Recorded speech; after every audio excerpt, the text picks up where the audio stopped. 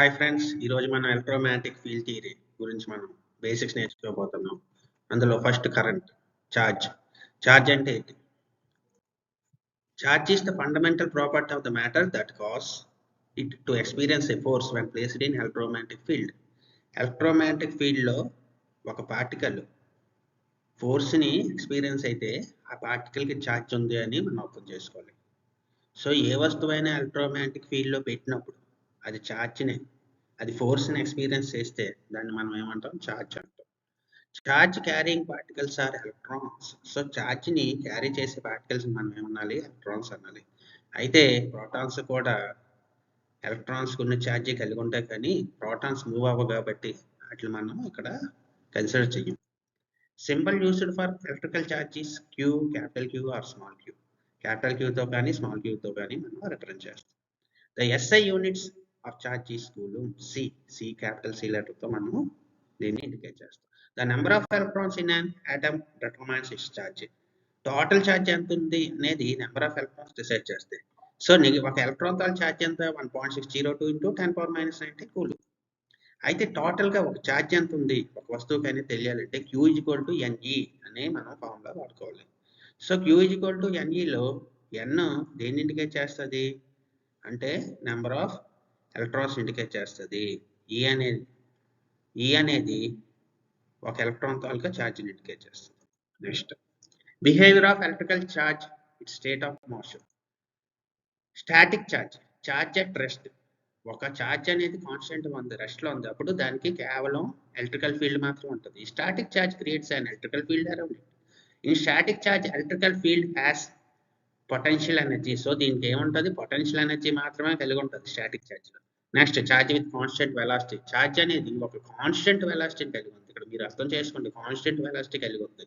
So constant velocity కలిగి ఉన్నప్పుడు electrical field generate అవుతుంది, మ్యాగ్నెటిక్ ఫీల్డ్ జనరేట్ అవుతుంది. ఈ రెండు మనం అర్థం చేసుకోవాలి. సో ఈ అండ్ మ్యాగ్నెటిక్ ఫీల్డ్ ఈ రెండు కలిగి ఉంటాయి. The force due to the magnetic field is called as Lorentz force. దీనికి మరొక పేరు ఉంది, బిట్స్ లో ఉపయోగపడుతుంది, దీన్ని లోరెంజ్ ఫోర్స్ అంటారు. Next charge with non constant velocity. అంటే ఛార్జ్ యాక్సలరేషన్ తో మూవ్ అవుతుంది. సో ఇటువంటి సిచ్యువేషన్ లో ఏం జరుగుతుంది? In this time it generates electromagnetic waves. ఇది ఎలక్ట్రోమాగ్నెటిక్ వేవ్స్ అని ప్రొడ్యూస్ చేస్తుంది. This is known as electromagnetic radiation. దీనికి మరో పేరైతే ఎలక్ట్రోమాగ్నెటిక్ రేడియేషన్.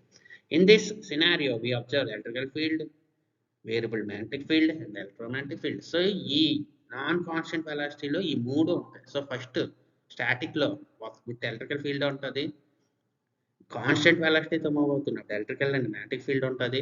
అదే నాన్ కాన్స్టెంట్ వెలాసిటీతో మూవ్ అవుతున్నప్పుడు electrical field, magnetic field, electromagnetic radiation మూడు కలిగి ఉంటుంది. నెక్స్ట్ ఉండే బేసిక్ నేచర్ ఏంటి? First quantization.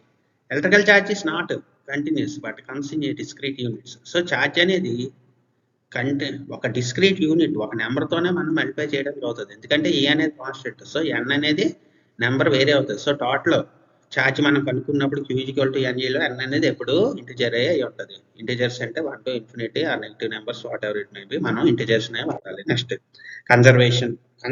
Law of conservation ఏం చెప్తుంది? ఎనర్జీని క్రియేట్ చేయలేము, డిస్ట్రాయ్ చేయలేము.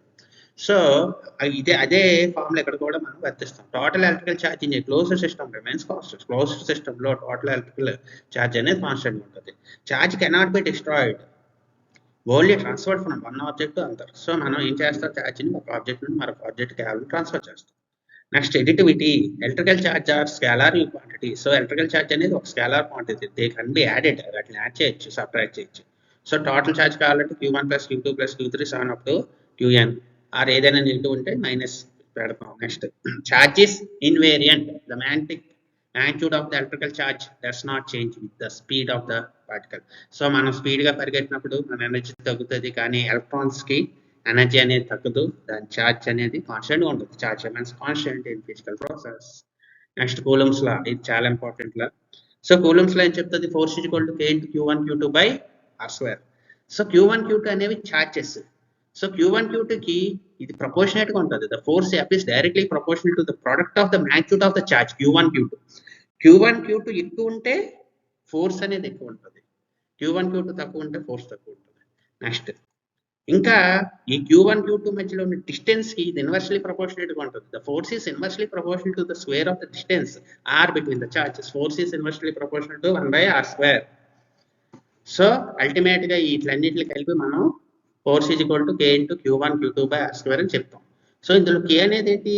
K is known as electrostatic force or Coulomb's constant. దీన్ని ఏమంటాము? Coulomb's constant or electrostatic force అని అంటాం. సో K కావాలంటే ఏం చేయాలి? FR²/Q1 Q2. సో మనం ఇక్కడ Kని కనిపెట్టాలి అంటే FR²/Q1 Q2 అని అర్థం చేసుకుంటాం. ఓకే. నెక్స్ట్ పర్మిటివిటీ అంటే ఏంటి? Permittivity is the property of the material that measures the opposition it offered against the electrical field. Electrical field కి against గా ఏదైనా ఒక ఫోర్స్ అపోజిషన్ ఉంటే దాన్ని మనం పర్మిటివిటీ అంటాం. పర్మిటివిటీ తాలూకు symbol epsilon E. The SI units of permittivity is Faraday per meter F/m. Permittivity of free space అంటే స్పేస్ లో పర్మిటివిటీ ఎంత ఉంటుంది? 8.854 × 10⁻⁻12. అదే రిలేటివ్ పర్మిటివిటీ మనం ఎక్కువ వాడేది రిలేటివ్ పర్మిటివిటీ, గుర్తుపెట్టుకోండి. సో రిలేటివ్ పర్మిటివిటీ అంటే ఏంటి? మనం ఈ వాక్యూమ్ ఆ స్పేస్ తాలూకు పర్మిటివిటీతో ఏదైనా మెటీరియల్ తాలూకు పర్మిటివిటీని కంపేర్ చేస్తే దాన్ని రిలేటివ్ పర్మిటివిటీ అంటారు. Relative permittivity of air is 1.0006 × r round figure లో 1 గా తీసుకుంటాం. So ER = E/E. సో ఈ వీడియో అందరికీ నచ్చినట్టయితే లైక్ చేయండి, షేర్ చేయండి, సబ్స్క్రైబ్ చేయండి. మరిన్ని వీడియోల కోసం ఈ ఛానల్ని అందరికీ షేర్ చేయండి. Thank you.